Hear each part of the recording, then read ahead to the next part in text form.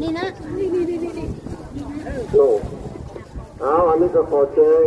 เนาะแต่จะดีหมดดีโก้หรือดีโก้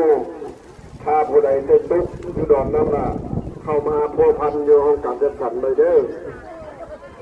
ในบรรดาทานเข้ามาโลดนอกพอทั้งหัวหน้ามันเก็บได้เป็นเอามาให้อยู่ห้องการจัดสรรตลาดนอก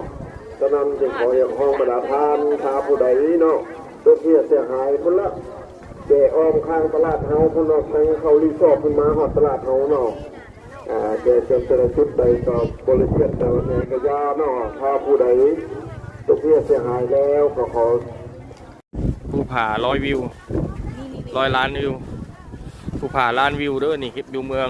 หลักซาวนี่ทุกคนงามขนาดเลยผมอันนี้เป็นตลาดสวยงามจริงๆเด้อ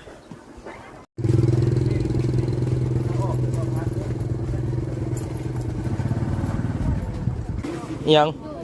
เอาตัวนี้ดีกว่าว่างใน10,000ยัง